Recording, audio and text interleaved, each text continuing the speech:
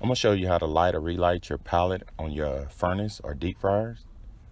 I'm going to do my deep fryer here on my food truck. First, I'm going to turn my gas on, which is my propane.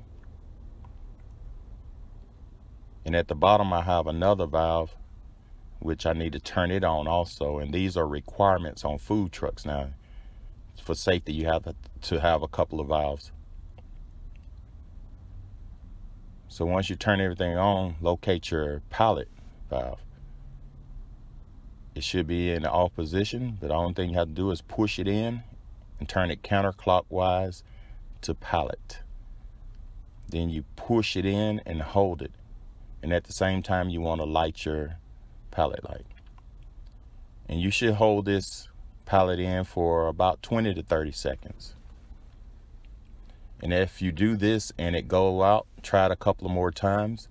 And if it continues to go out, it's probably your thermocouple. But you can see a couple of videos on how to change those. It's pretty simple. Okay, I've been holding mine for about 25 seconds or 30.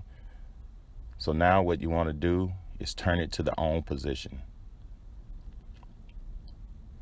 And I'm going to regulate mine to about 350 degrees. And that's it. It should come on. So to turn it off, you want to turn your regulator back to 0. And you want to locate your pallet again and turn it to the off position. You might have to wiggle it a little bit to get it there, and it's off position. That's it. Subscribe to my channel. Thank you.